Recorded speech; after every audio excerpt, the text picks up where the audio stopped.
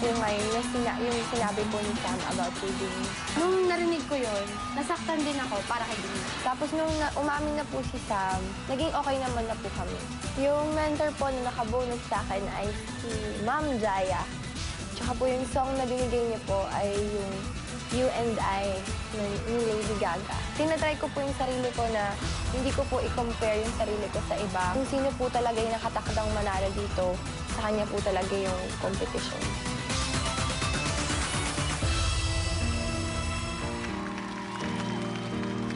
It's been a long time since you came around. Been a long time, but I'm back in town. And this time I'm not leaving without you. You taste like a whiskey when you kiss me. Oh, I can't feel anything again to be your baby doll. And this time I'm not leaving without you. Sit back down where you belong, in the corner of my bar, with high heels on. Sit back down on the couch, so we made love the first time, and said to me there's something about us, oh, something about lonely nights and lipstick on your breath. Something about this cold and frosty night. Something about, baby, you and I. You and I. Oh, you and I. You're my kind of guy.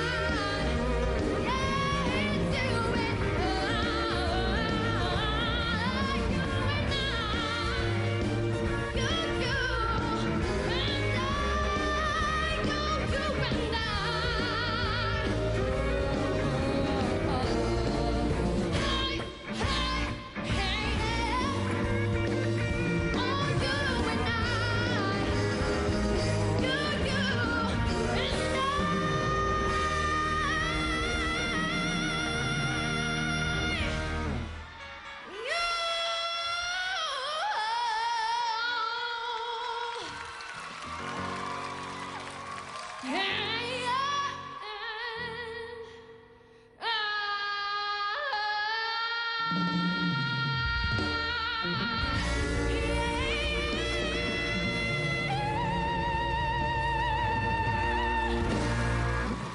Whoa! Jensen! Mr. Louie.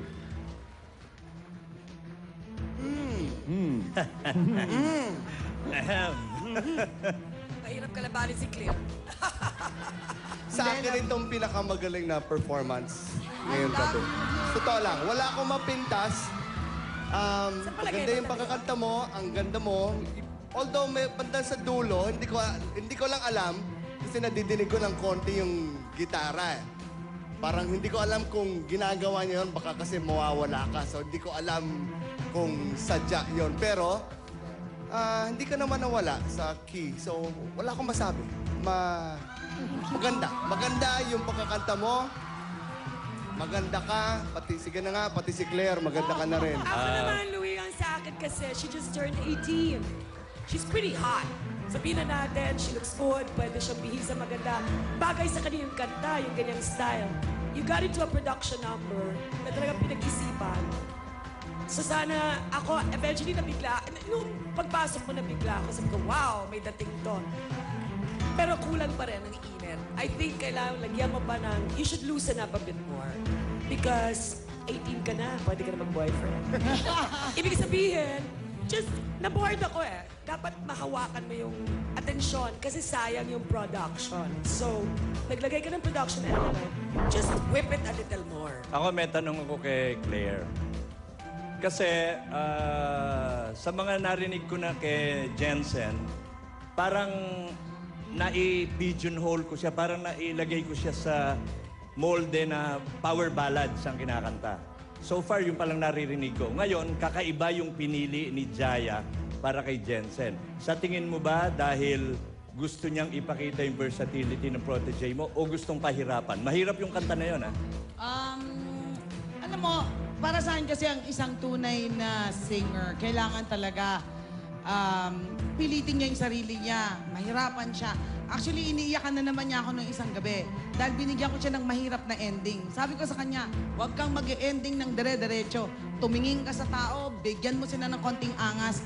Yun ang ibigay mo sa kanila. And actually, papasalamat ako kay Jaya because a very challenging song like that can really shine or break you. So I think she did it. So I'm very happy.